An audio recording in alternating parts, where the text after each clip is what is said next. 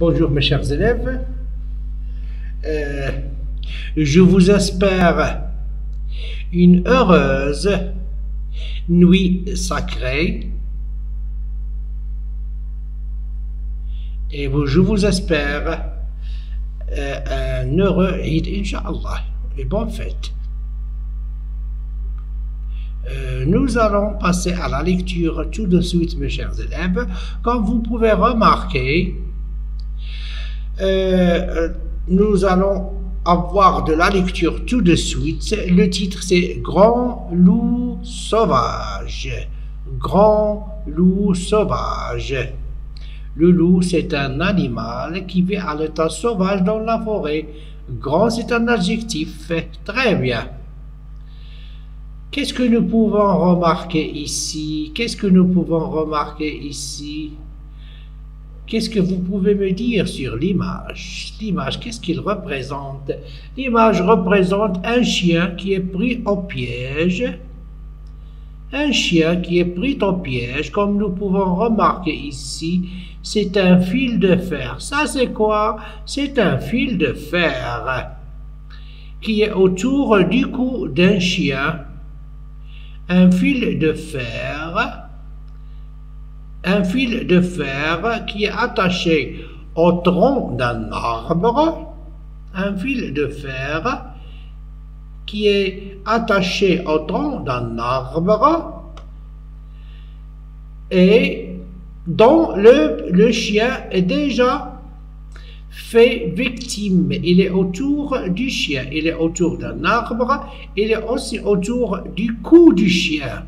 Il est autour du cou du chien. Regardez comment ses yeux, il souffre le petit chien, souffre le pauvre petit chien. Oh, ça me fait mal au cœur, il me fait mal au cœur. Ça me donne pitié, ça me donne pitié.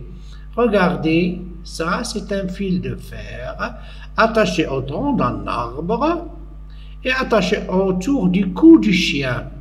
Ça c'est un piège. C'est un piège que les chasseurs dressent ou font. Les chasseurs dressent ou font pour attraper les animaux sauvages dans la forêt comme les lapins, les lièvres, les gazelles, etc. Ou ainsi de suite. Très bien, mes chers élèves, faites très attention. Ça, c'est un fil de fer. Ça, c'est un piège. En quoi consiste ce piège? Ce piège consiste à relier un fil de fer autour du tronc d'un arbre qui va attraper des animaux sauvages.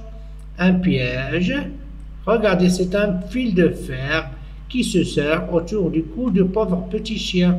Que fait son ami ici? Son ami, regardez les mâchoires, ça c'est la tête, les yeux, le nez, les mâchoires qui sont dentées, qui contiennent des dents.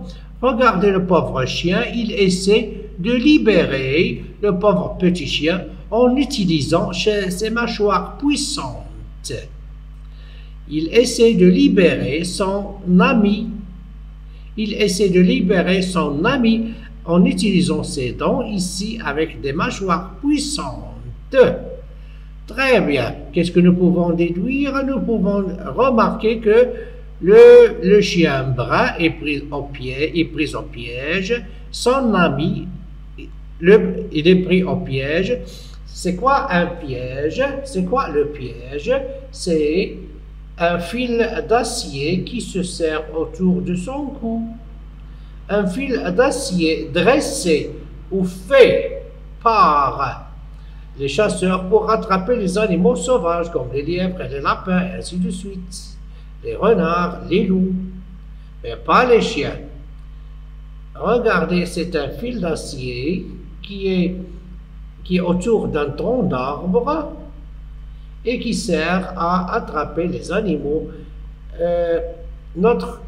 Notre ami, le petit chien brun, est pris au piège. Le fil d'acier, il est autour de son cou. Et que fait le chien noir ici? Le chien noir, il utilise ses mâchoires puissantes pour libérer son ami de son piège mortel. C'est un piège mortel. Il peut mourir parce que le fil d'acier se serre autour de son cou. Il va lui couper l'air. Il sera asphyxié. Il va l'étrangler. C'est couper l'herbe. C'est priver ce petit chien de l'oxygène. Regardez l'oxygène. Il absorbe, il respire l'oxygène à travers son nez, mais le fil de fer va le priver. Il va le priver de l'oxygène. Ça veut dire qu'il va mourir. Ça veut dire que c'est un piège mortel, mes chers élèves. Faites très attention. Très bien.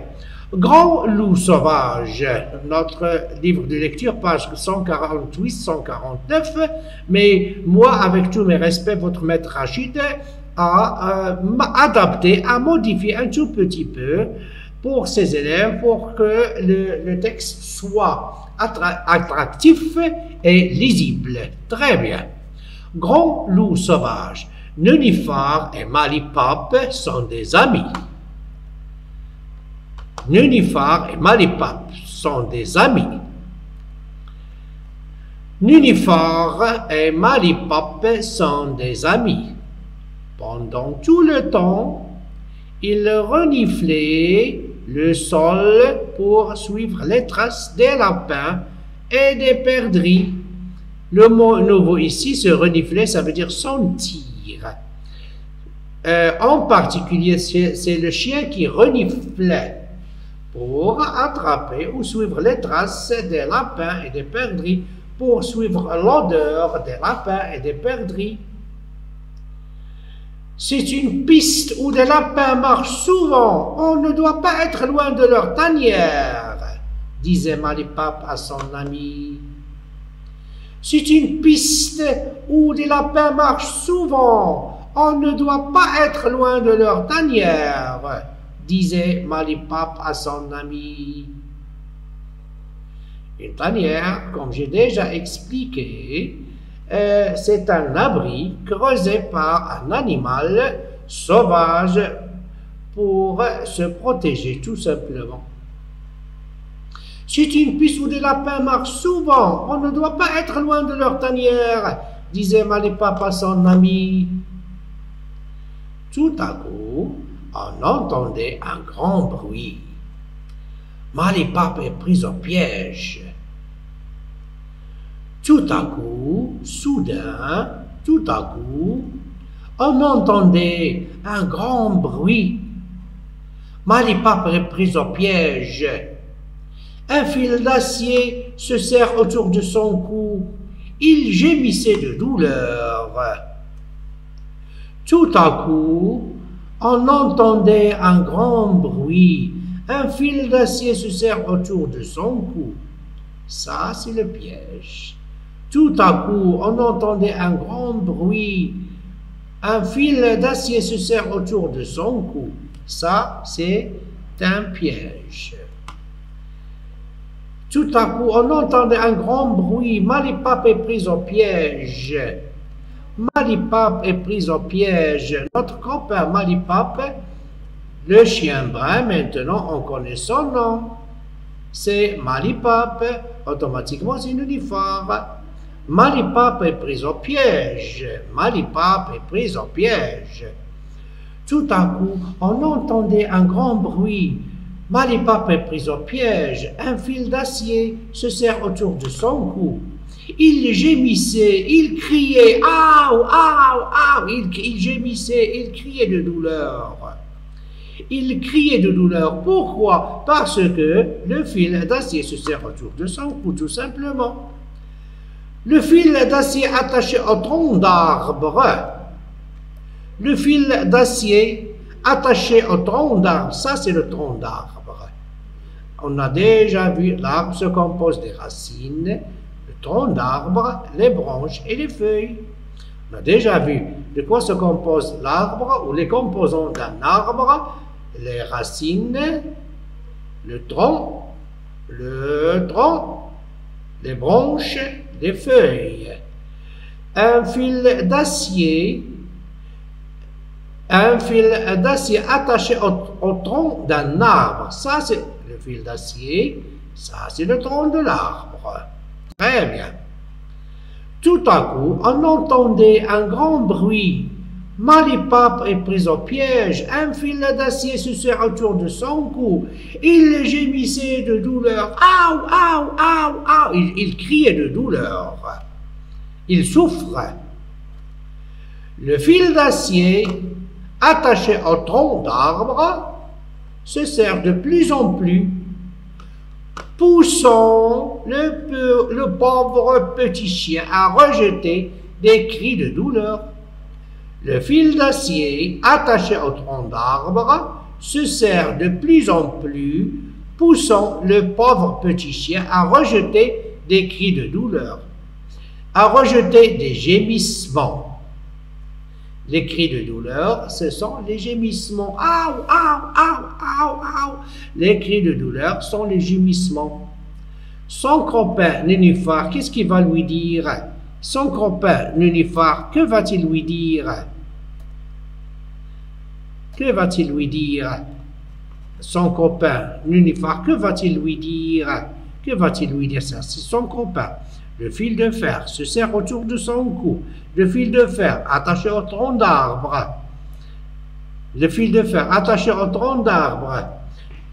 Que va-t-il lui dire, son copain Nénuphar? Ne bouge pas, ne bouge pas, ne bouge pas, sinon tu seras étranglé. Ne bouge pas, ne bouge pas, sinon tu seras étranglé. Qu'est-ce que ça veut dire étrangler, mes chers élèves? Qu'est-ce que ça veut dire étrangler? Le chien, ici, il est étranglé parce que le fil d'acier se serre autour de son cou. Il va mourir. Le fil d'acier se serre autour de son cou. Ne bouge pas, ne bouge pas, sinon, c'est son copain Nénuphar qui parle. Ne bouge pas, sinon tu seras étranglé, tu seras privé d'oxygène. Tu seras étranglé, c'est privé d'oxygène. Ne bouge pas, sinon tu seras étranglé, disait Nénuphar, qui utilisait déjà ses mâchoires puissantes pour libérer son ami. Qui utilisait déjà ses mâchoires puissantes pour libérer son ami. Les mâchoires puissantes, ça, les mâchoires puissantes du chien avec des canines, des molaires, des incisives, des prémolaires, ce sont les dents du chien. Les dents du chien, où se trouvent? Ils se trouvent dans les mâchoires inférieures et supérieures. Inférieures et supérieures. Les mâchoires inférieures et supérieures. Inférieures et supérieures. Son ami, il utilise ses mâchoires puissantes pour libérer le pauvre petit chien de son piège mortel, de son piège qui va lui causer la mort. Tout à coup, un berger, je m'excuse, ne bouge pas, ne bouge pas, ne bouge pas, sinon tu seras étranglé, disait Nénuphar qui utilisait déjà ses mâchoires puissantes pour libérer son ami. Ne bouge pas, sinon tu seras étranglé, disait Nénuphar qui utilisait déjà ses mâchoires puissantes pour libérer son ami. Tout à coup, qu'est-ce que ça veut dire tout à coup? Ce sont des locutions ou des ensembles de mots qui expriment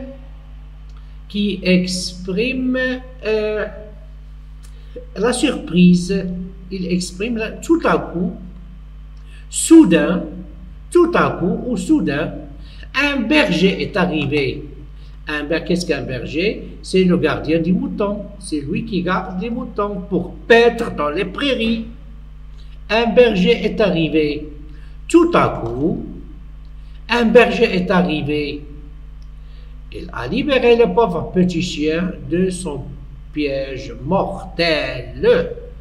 Tout à coup, soudain, tout à coup, un berger est arrivé. Qu'est-ce qu'un berger? C'est un homme dont le métier, c'est de guider.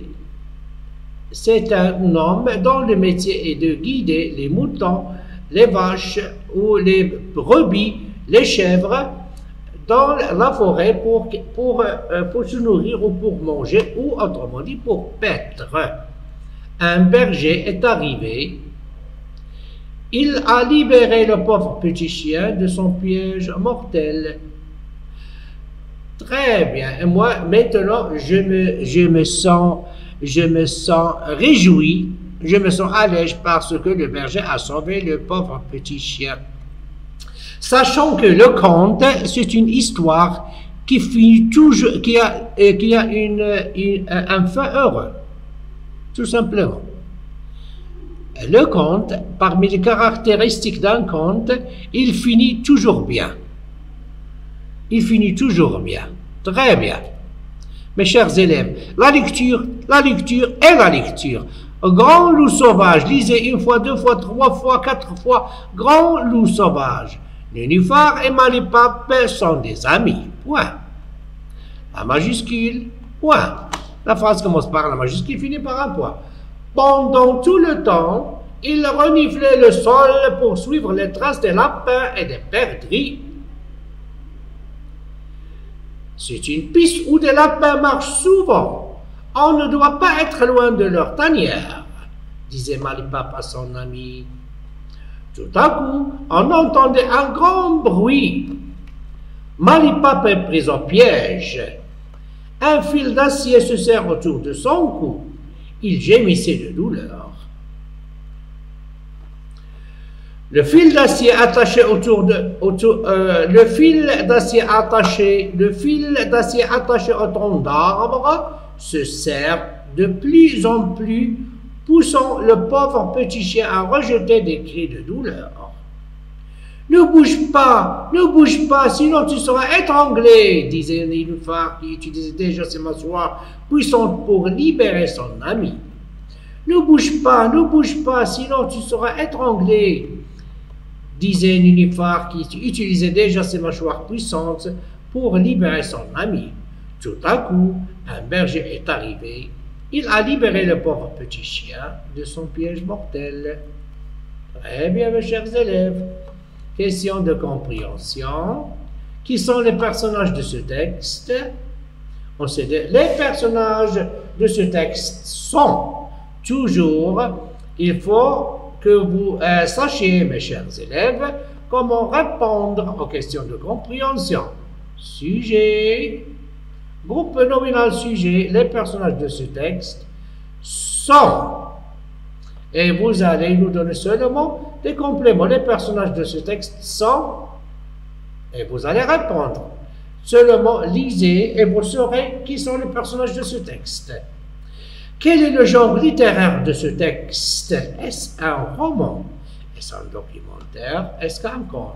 Un roman, c'est une histoire divisée en plusieurs chapitres. Un documentaire, divisé ou présenté sous forme de plusieurs chapitres. Documentaire, c'est un texte qui donne des informations réelles. Un conte, c'est une histoire qui finit toujours bien. Tout simplement. Ce texte, est-ce qu'il raconte? Est-ce qu'il nous raconte une histoire? Est-ce qu'il est un texte narratif? Est-ce qu'il narre? Est-ce qu'il décrit? Est-ce qu'il donne des descriptions? Ou est-ce qu'il donne des informations réelles? Vous allez seulement cocher la bonne réponse. C'est la question numéro 2. Question numéro 3, vous allez seulement cocher la bonne réponse. Que font les amis pendant tout le temps? Les amis, que font les amis pendant tout le temps? Toujours, on va faire appel à la lecture. Nénuphar et Malipap sont des amis. Ils sont des amis. Pendant tout le temps, ils reniflaient le sol pour suivre les traces des lapins et des perdrix. Que font les amis pendant tout le temps? Pendant tout le temps, ils reniflaient le sol pour suivre les traces des lapins et des perdrix. Comme je vous ai déjà dit, mes chers élèves, lisez et vous saurez les réponses. Et vous saurez la compréhension. C'est ça ce qui nous concerne, la compréhension du texte. Que font les amis pendant tout le temps? Comme je vous ai déjà dit, Votre réponse doit être comme suit. Pendant tout le temps, les amis, et vous allez nous donner un verbe plus complément. Pendant les amis, on ne peut pas dire les amis pendant tout le temps. Pendant la majuscule, la phrase commence par la majuscule. Pendant tout le temps, les amis, reniflez le sol, ou je ne sais pas quoi encore. C'est vous que vous devez nous répondre, mes chers élèves. Choisissez la bonne réponse. Par vrai ou faux? Une tanière, qu'est-ce qu'une tanière? Un abri souterrain creusé par un animal pour se protéger. Est-ce vrai ou faux? Qu'est-ce qu'une tanière? Une tanière, un abri souterrain creusé par un animal pour se protéger. Est-ce que c'est vrai ou faux? Vous allez seulement cocher la bonne réponse. Qui gémissait de douleur et pourquoi? Qui gémissait de douleur et pourquoi? Qui gémissait de douleur et pourquoi? Qui gémissait de douleur et pourquoi? C'est vous que vous devez nous répondre. Est-ce Ninifar ou Malipap qui gémissait et pourquoi? Le pauvre petit chien gémissait car il est pris en piège, tout simplement. Le pauvre petit chien gémissait car il est pris en piège. Qui est pris au piège? Qui gémissait de douleur et pourquoi? Qui est pris au piège? C'est celui-ci ou celui-là qui est pris au piège. Ce qui me concerne, c'est pas la compréhension de question numéro 6 et question numéro 7. Ce qui me concerne, c'est comment répondre. Qui gémissait de douleur et pourquoi? C'est Ninifar ou Malipap qui gémissait de douleur car il est pris au piège. C'est ça ce que je veux que mes élèves écrivent. Qui est pris au piège? Est-ce Ninifar ou Malipap? Malipap est pris au piège. Ninifar est pris au piège. C'est vous que vous devez me répondre. Sachant que ce qui me concerne, c'est la formation ici des phrases, la formation des réponses. Qui a libéré le pauvre petit chien? Qui a libéré le pauvre petit chien? Vous devez me répondre. Quand on pose la question qui, vous allez bien remarquer que je les ai enchaînés ici. Qui, toujours pour chercher, pour qu'on cherche le sujet. Le sujet. Qui a fait l'action? Qui gémissait de douleur? C'est Malipap qui gémissait de douleur, car il est pris au piège. Qui est pris au piège? C'est Malipap qui est pris au piège. Qui a libéré le pauvre petit chien? C'est le berger qui est pris, le berger qui a libéré le pauvre petit chien. Ce qui me concerne, c'est comment former des réponses justes, bien orthographiées. Trouve un synonyme de tanière. Qu'est-ce qu'une tanière? Est-ce un abri? Est-ce une maison? Est-ce un trou? Est-ce un creux? Donne-moi un synonyme de tanière. Et gémir. Gémissez. Gémir, c'est un verbe de deuxième groupe. Gémissez, gémir. Il faut seulement utiliser la matière grise un tout petit peu, seulement un tout petit peu, et vous saurez les réponses. Une tanière, qu'est-ce qu'une tanière? Est-ce un abri souterrain? Ça veut dire sous la terre, creusé par un animal pour se protéger. Très bien. Trouve un synonyme de qu'est-ce qu'une tanière? Vous pouvez me donner d'autres réponses. Gémir, qu'est-ce que gémir? C'est crier de douleur. Mes chers élèves, lisez s'il vous plaît. Pour votre bien, lisez la lecture une fois, deux fois, trois fois. Heureux nuit sacrée. Heureux nuit sacrée. La nuit sacrée en arabe c'est Laylatul Qadr, la nuit sacrée.